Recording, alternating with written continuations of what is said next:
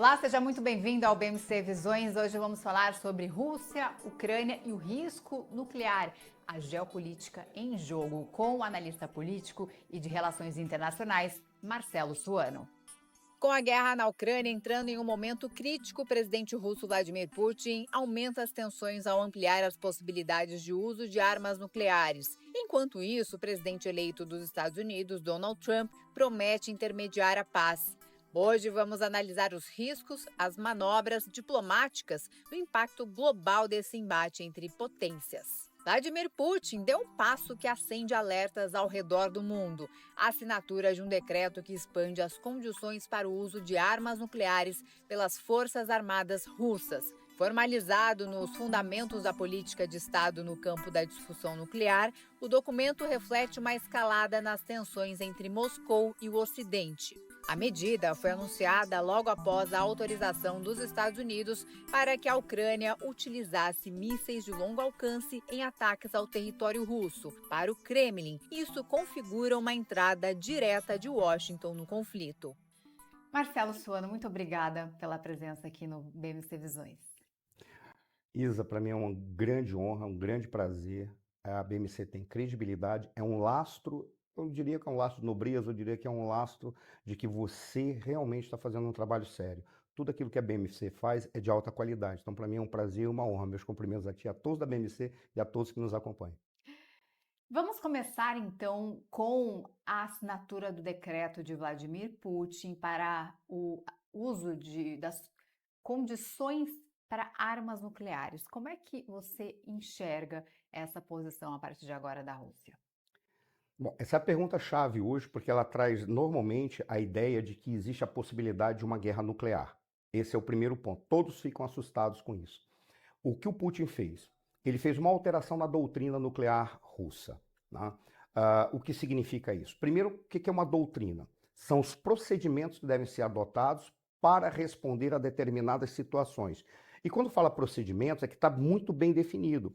Quando você fala, por exemplo, doutrina política, é uma coisa. Quando você fala doutrina militar, você está dizendo, diante de um determinado terreno, com uma determinada tropa, com uma determinada qualidade de soldado, com uma determinada condição de armamento, como que você deve agir se ocorrer uma específica ameaça. Aí ele diz, esse tipo de ameaça nós respondemos assim, porque é a arma que a gente tem, é o soldado que a gente tem, é o terreno onde a gente vai trabalhar, são todos os elementos e equipamentos que nós temos, inclusive a logística que a gente tem. Isso é uma doutrina. Significa quase uma cartilha de como deve agir.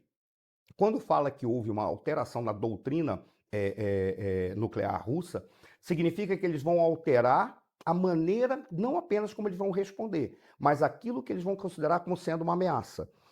Qual foi a alteração que está sendo proposta? Eles estão dizendo o seguinte: a partir de agora, qualquer tipo de armamento ocidental de longo alcance que seja utilizado pela Ucrânia, eles vão considerar isso como sendo um possível ataque de uma potência nuclear, porque nós temos 10 potências nucleares, mais ou menos segundo aqueles que assumem e aqueles que se suspeita que sejam potências nucleares, né? No caso de Israel, que não assume, mas todos falam que são. Então, o que eles dizem? Se houver um armamento que foi fornecido por uma dessas potências, que sejam potências nucleares, e são armamentos de longo alcance, o que significa um armamento de longo alcance?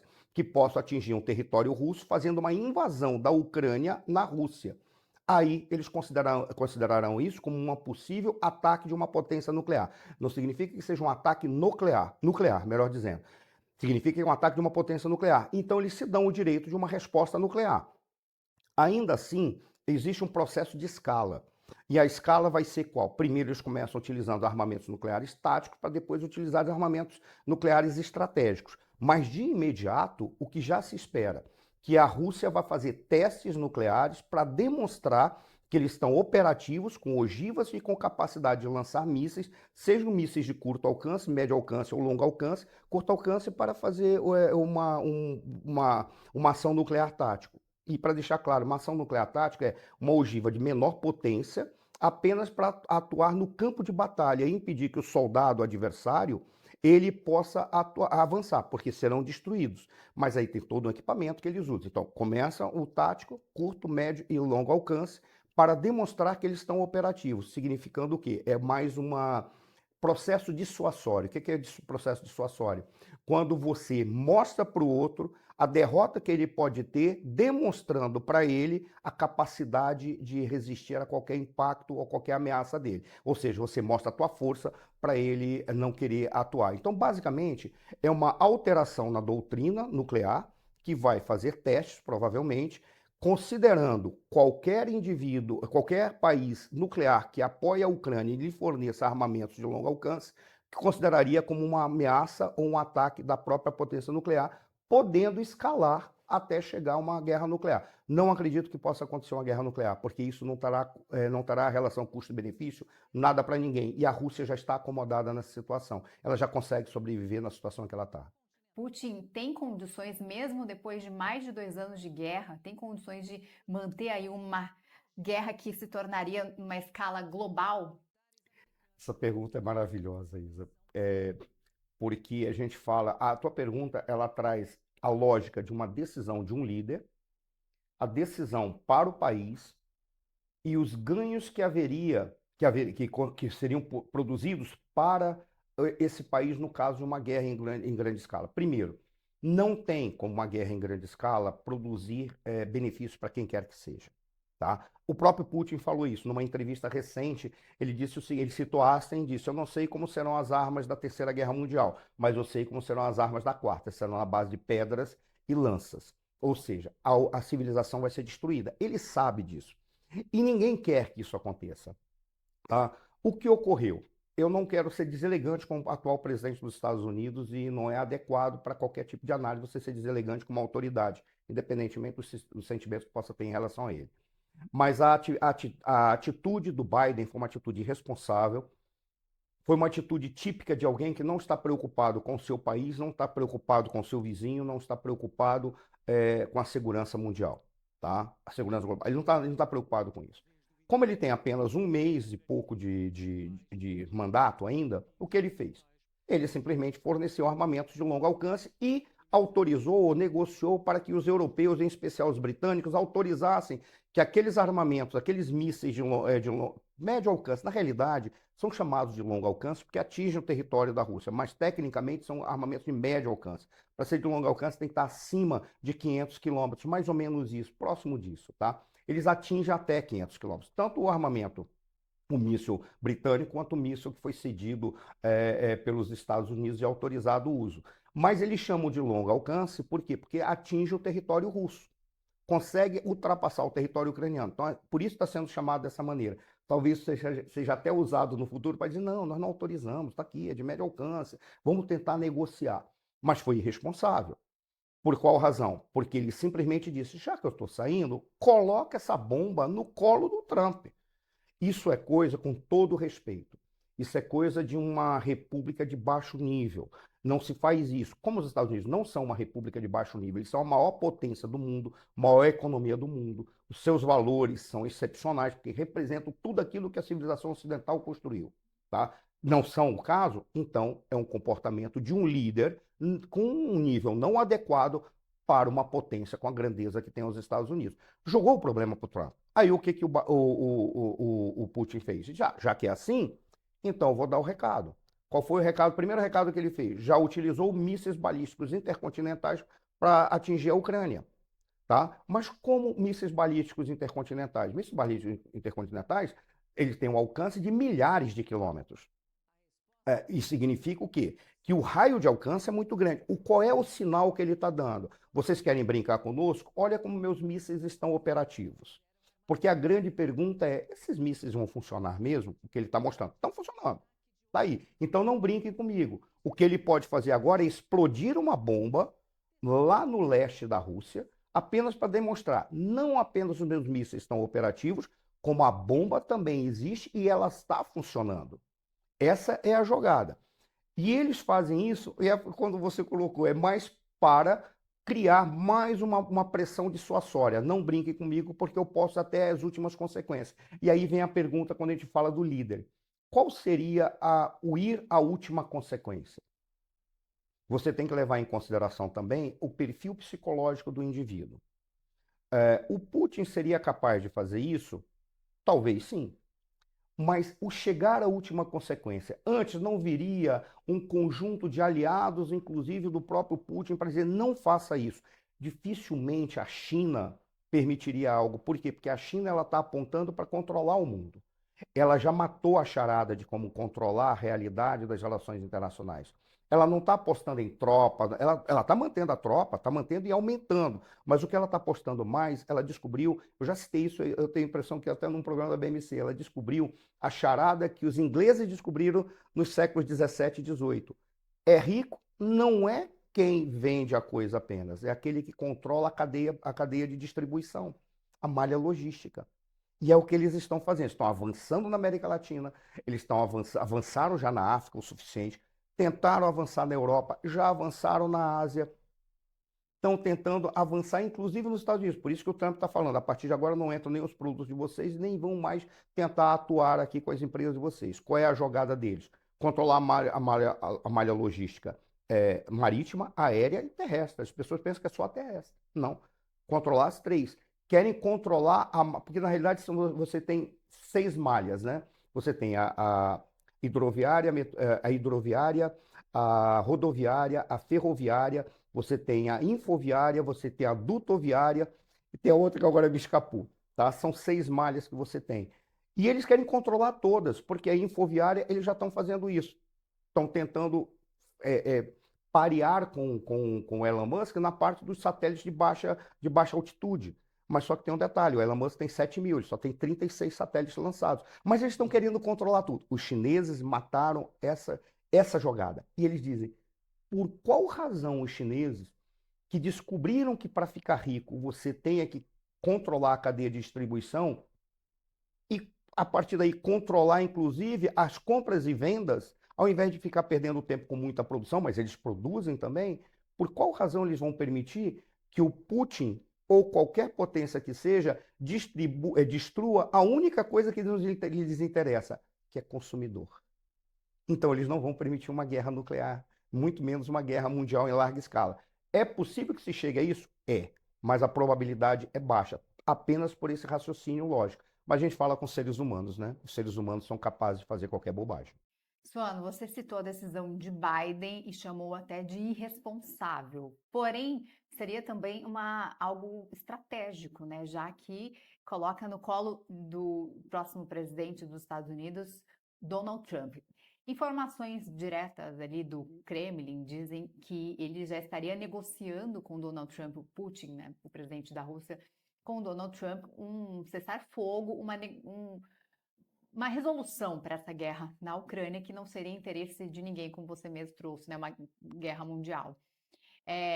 Essa estratégia de Biden de colocar, né, de uma forma política e, paralelamente, esse jogo, esse possível acordo de Donald Trump com Putin, como é que você enxerga todo esse jogo? Para qual lado vai? Vai conseguir ali romper a corda, tornando uma tensão ainda maior, ou Donald Trump vai ter essa capacidade de negociar com Putin? Olha, é interessante. O Trump, ele disse que ele resolveria em 24 horas. É óbvio, essa é uma forma apenas de mostrar que ele tem força, mas não se resolve em 24 horas. O que ele queria dizer é que rapidamente ele vai tentar resolver o problema. A primeira coisa, quando a gente olha a guerra da Ucrânia, ela produz lucro para alguém. Na situação que está, ela produz lucro. Isso não é teoria conspiratória, tá? Não é teoria da conspiração, mas produz um determinado lucro para a indústria armamentista. É óbvio, mas isso não significa que esse lucro para a indústria armamentista seja bom para a economia mundial. Ela só desenvolve um segmento. A cadeia produtiva da defesa é muito grande, então afeta várias áreas da economia. Mas a gente deixa isso por um tempo de lado. Ela produz uma certa, eu diria, um desgaste da Rússia perante o sistema internacional. Mas a Rússia já matou a charada também. Caiu de braços dados com a China, e os dois eram adversários estratégicos naturais, por terem uma fronteira gigantesca. Mas foi um erro do Ocidente permitir que a Rússia caísse de braços dados com a China. E os chineses riem de orelha a orelha. Não porque são maus, porque sabem o que querem. Apenas isso. Mas tudo bem, esse é o primeiro ponto. Quando você olha e diz assim, é interessante prolongar essa guerra? que seja o custo da vida de um povo inteiro, que é o povo ucraniano, é uma pergunta que só se resolve, só se responde se houver uma seguinte indicação. Quais são os lucros econômicos para o mundo inteiro com o encerramento dessa guerra? É possível que haja? É, e é melhor, talvez. Ao ponto de, talvez, incomodar a indústria armamentista. Mas o ser humano é capaz de fazer bobagem, guerras em todos os lugares, e a indústria armamentista vai continuar sobrevivendo maravilhosamente bem da perspectiva que é necessária para ela. A Rússia está Tá? desgastada também Ela da está guerra. muito desgastada. O desgaste chegou a um ponto que é muito melhor você apostar na grandeza, na dinamização da economia, como poderia ter caminhado se não tivessem acontecido essas guerras, tanto da Ucrânia, como aconteceu a guerra no Oriente Médio, como acontecem guerras em vários lugares do mundo, que a gente fala apenas daquelas que são mais visíveis. Mas na África tem várias guerras, você encontra guerras em vários lugares. Bom, quando a gente para e dá uma olhada, qual era a jogada, então, do Trump? Ele diz, é fácil de conversar, por quê? Porque nós temos que convencer a Ucrânia de uma coisa e a Rússia de outra. A Rússia a gente tem que convencer de que tem que encerrar. A Ucrânia a gente tem que convencer de que ela é necessário que ela tenha perdas. Porque o Putin não vai jogar 100 mil vidas fora dos seus cidadãos, é o que se calcula mais ou menos que aconteceu até agora, alguns dizem por 70 e poucos mil, outros falam 100 mil. Uma vida já seria o suficiente por uma guerra, já é o suficiente para você ficar triste. Mas tudo bem. E depois recuar e entregar tudo o que ele fez. E aí volta a questão do líder.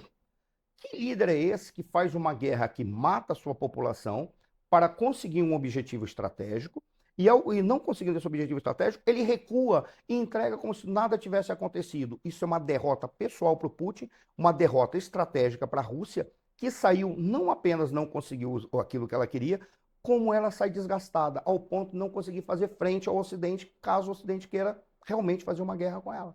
Então o Putin não vai recuar. O Zelensky fala o quê? Nós precisamos de armamentos adequados, porque nós temos capacidade de chegar, inclusive, no território russo. A prova é de que eles invadiram Kursk. Kursk é um oblast que fica no sul da Rússia, tem uma área pequena que eles invadiram e tomaram aproximadamente 26, alguns dizem que eles chegaram a tomar 80 aldeias, mas não foi isso, chega-se que sejam 20 a 30. E tomaram algumas aldeias. E utilizaram armamentos ocidentais para invadir a Rússia, tá? Mas eles não têm tropa, eles não têm gente, eles não têm recursos. A sua economia depende do quê? Do fornecimento de recursos que vêm dos outros. E o que o Trump está falando? Eu não vou dar mais dinheiro para a Ucrânia. Porque mesmo que isso possa reforçar a nossa indústria, nós podemos ganhar muito mais com os outros segmentos da economia, em especial petróleo. Ele já falou, não quero negócio de carro elétrico, não. Eu vou perfurar. Eu quero manter o carro a combustão. E aí, o carro elétrico, só por causa do Elon Musk, talvez ele dê continuidade. Ele quer dinamizar outros segmentos da economia. Aí, quando você olha, ele diz assim, qual é então a jogada? É uma opinião vinda da leitura e da observação do quadro estratégico. Os russos, eles não pensam geopoliticamente, eles pensam geoestrategicamente. Qual é a diferença entre geopolítica e geoestratégia? A geopolítica, você olha o espaço e a posição dos países para saber qual é a importância ou qual é a força que você deve adotar na política internacional que você faz, na política externa que você faz para aquele país. Seja com diplomacia, seja com economia, seja com outros segmentos do relacionamento internacional. A geoestratégia é quando você olha o espaço que um país ocupa, a posição que ele está, para pensar no termo da guerra, do combate. O russo raciocina geoestrategicamente. Se você olhar o mapa da Ucrânia, você vê que a Ucrânia tinha praia no Mar de Azov. O Mar de Azov ele ficava em contato com a Ucrânia e ficava em contato com a Rússia. Para a Rússia, a resposta que o Putin precisa dar é dizer assim, nós conseguimos 3 coisas. Primeiro, cercamos o Mar de Azov, porque quando você olha o Mar de Azov, as províncias, ou melhor, os oblastes ucranianos que foram tomados, Luhansk ou Lugansk, Donetsk, Zaporizhia, Kherson e a Crimeia, eles cercam o Mar de Azov. Significa o quê? Que a Ucrânia não tem acesso ao Mar de Azov, ele está todo dentro da Rússia. E isso, em termos de segurança militar, é maravilhoso. Por quê? Porque na Crimeia você tem um porto de Sebastopol e ali você tem uma base naval e uma base militar russa. Significa o quê? Para alguém chegar no território russo para colocar, por exemplo, um porta-aviões ou torpedeiro, ou o que quer que seja, levar o que quer que seja para invadir com desembarque anfíbio na Rússia, ele vai ter que passar pela Crimeia e a Ucrânia não tem acesso ao Mar de Azov. Se ela quiser brincar de namorar com a União Europeia ou com a OTAN, ela não vai ter essa vantagem estratégica que a Rússia passa a ter. Então, isso, com certeza, o Trump vai dizer, não, mantém aquilo que é a região, não é nem o Donbás inteiro, que o Donbás ele pegaria quase o dobro disso, né? Mas pegaria pelo menos essas 5 oblasts, deixa com a Rússia. Tanto que o Putin já assinalou que ele seria capaz de devolver, ou melhor, tirar as tropas. Eu acho que é Mikhailov, que fica. Agora eu estou falando bobagem, mas é melhor para não falar o termo errado. Mas é uma província, uma oblast que fica no sul e outro que fica no norte, que eles estavam avançando. Não, não, a gente deixa com a Ucrânia. O Putin já está recuando e está dizendo: eu só quero esse território. O que caberia agora? Convencer o Zelensky a ceder esse território, mas o Zelensky ia ter que dizer o seguinte: mas eu prometi para o meu povo que nós não íamos perder território. Mas aí vem a grande jogada que o Trump pode aplicar, tá? Qual seria? Ótimo. Você cede isso, mas isso vai ter um custo. E um custo para aqueles que vão arcar com as perdas da Ucrânia.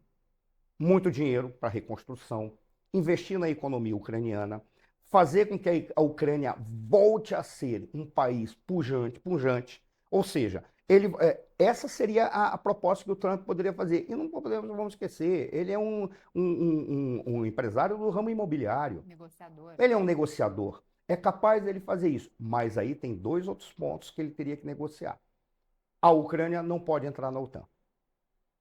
Porque se entrar na OTAN, ela simplesmente vai fazer aquilo que gerou praticamente a justificativa para o Putin fazer a invasão da Ucrânia. Quer dizer que a OTAN ela estava invadindo até chegar na fronteira com a Rússia, colocando a segurança geoestratégica da Rússia em penduricalhos. Então, o que ele vai fazer? Então, você não entra na OTAN. Teria que ser o segundo ponto. É possível convencer isso desde que ele convença a Rússia de que deve-se aceitar que a Ucrânia, se não entrar na União Europeia, que hoje eu não sei se é tão bom assim para ninguém, para a União Europeia estar vivendo um conjunto de confrontos, mas pelo menos que namore com a União Europeia. Talvez a melhor tese seria a tese que foi apresentada pelo Henry Kissinger, de que ele dizia o seguinte: a Ucrânia não tem que ser nem União Europeia e nem Rússia. A Ucrânia tem que ser a ponte entre os dois, ganhando com os dois. E ela se tornaria algo muito mais rico do que parte expressiva dos países da Europa.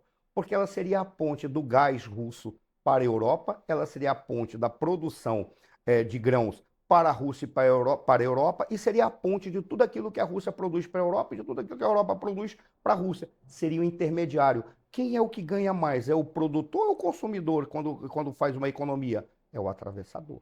Era o que o Kissinger praticamente dizia. Então, talvez essa seja a jogada. Como o Kissinger era republicano, como os indivíduos que fazem a crítica do avanço da OTAN também eram republicanos. Curioso. O Samuel Huntington, que foi um dos grandes críticos de jogar a Rússia no colo da China, ele era republicano também. E o Trump é republicano, não ficaria surpreso se ele retomasse essas teses. E aí seria o ponto de partida da negociação. Convencer o Zelensky a ceder aquela parte do território, que inclusive chegou a ser chamado de Novorossiya. O que seria isso? Ou tentar falar sotaque russo, Novorossiya, né? Que seria exatamente aqueles territórios que compõem o Donbás para a Rússia. Cede um pedaço do que seria a Novorossiya para a Rússia, enriquece a Ucrânia, reconstrói a Ucrânia e pacifica. Talvez seja essa a medida. O problema agora vai na personalidade. Né? Como que você vai convencer o Zelensky, que também é um cara que é duro na queda? Se chegarem a convencer com muito dinheiro para reconstruir o país, eu acredito que ele seja capaz de ceder. Porque se a Rússia está cansada e não tem mais recursos, ou seus recursos estão decaindo, a Ucrânia está cansada, porque por mais que os recursos cheguem, e as pessoas estão cansadas de mandar recursos para a Ucrânia, foi o que o Trump falou, ele já está perdendo gente em excesso, exceto se entrar gente da Europa para guerrear na Ucrânia, pela Ucrânia. E entrar gente da Europa, entra soldados da OTAN. Se entrar soldado da OTAN, aí a guerra tem uma nova escala e é aquela loucura que a gente falou desde o início. É possível chegar a uma guerra nuclear? É um processo de escalada. Se a OTAN falar, eu quero ajudar a Ucrânia, aí acabou. Aí o Putin vai ter que, bom, agora nós estamos brincando de queda de braço e eu vou até o final. Mas aí a gente volta que a OTAN é financiada com a maior parte pelos Estados Unidos, Maravilhoso. que se não tiver os Estados Unidos, né, não tem o maior financiamento ali, né, desse conflito através da OTAN. Então a OTAN seria a chave, porque o Trump, inclusive, já ameaçou, né, várias vezes em tirar Genial. financiamento ali, né, da própria OTAN. Então a OTAN seria a chave ali para convencer Zelensky. É a chave. E olha, Isa, foi maravilhoso você ter trazido isso. Eu vou te dizer por qual razão. Porque você trouxe o ponto que eu estava até esquecendo. Mas dentro da negociação do Trump, olha como ele é tão bom negociador, e ele sabe, e ele consegue ter uma visão ampla da negociação complexa, que ele há muito tempo está dizendo, se a OTAN quiser viver, ela vai ter que viver com os custos dela. E a OTAN não são só os Estados Unidos. Ela é composta pelos Estados Unidos e mais um conjunto de países. E esses países não colocam na OTAN os recursos que são necessários, não cumprem nem a sua cota. E quando cumpre a sua cota, está claro que é pouco, porque todo encargo é nosso. O que o Trump está falando? Eu não quero abandonar a OTAN. Mas a OTAN vai ter que saber fazer e vai ter que arcar com as despesas que lhes cabe. Tá? Basicamente é isso. Ele está dizendo, nós na OTAN vamos ter que cada um assumir os gastos. Então, se ele já está dizendo para a OTAN que se a OTAN quiser brincar de fazer uma guerra ampliada, então ela vai ter que pagar do seu próprio bolso. Porque os Estados Unidos já falaram, nós não vamos ficar pagando para o mundo inteiro aqui apenas para garantir a sobrevivência dos outros que depois nos tratam mal. Para finalizar, professor, com a entrada de Donald Trump, estamos numa nova fase do conflito? A paz pode estar perto? Em política, um dia é uma eternidade, né? Até começar o mandato do Trump, são várias eternidades. Eu acredito que a paz pode chegar se as pessoas entenderem que economicamente, aí é que é o ponto. É mais lucrativo ter a paz e reconstruir a Ucrânia. O próprio processo de reconstrução vai gerar emprego, vai gerar riquezas, vai gerar felicidade, mesmo com todos os traumas que aconteceram. Eu acho que é muito maior a probabilidade de ter paz. Eu acredito que ele vai conseguir, mas não em 24 horas. Isso vai demorar algumas semanas, que ele vai ter que convencer o Zelensky a ceder uma parte do território e convencer o Putin a não encher a paciência da Ucrânia se ela for negociar com a Europa. É fácil. Convencer a Ucrânia a não entrar na OTAN, o Zelensky parece que não vai querer aceitar, mas ele vai ter que aceitar. Porque as propostas de paz do Zelensky, eles praticamente dizem, eu só quero continuar a guerra, quero mais armas e mais recursos. Ele quer entrar na Ucrânia, ele quer entrar na OTAN, ele quer entrar na União Europeia, a proposta de paz dele é essa. A Rússia recua, devolve os territórios, ele entra na OTAN, ele entra na União Europeia, ele recebe investimentos e vem um processo de reconstrução. O que ele está dizendo é, nós ganhamos a guerra e vocês recuam. Falar isso para uma potência nuclear e falar para um líder que está se perpetuando no poder de todas as formas possíveis. Com a aprovação do seu povo? Com a aprovação do seu povo. Excelente, obrigada pela presença. Nada, que é isso. Para mim foi uma grande honra. Eu espero ter contribuído. Espero que as pessoas não fiquem chocadas, que eu não tenha ofendido a suscetibilidade, acaso atingido a suscetibilidade de alguém. Por favor, é apenas um posicionamento. Eu tento ser o mais técnico possível. Às vezes eu esqueço algumas coisinhas, mas a lógica é essa, a estrutura lógica é essa. BMC Visões fica por aqui. Obrigada pela companhia. Nos vemos no próximo programa com um novo convidado, uma nova visão. Até lá!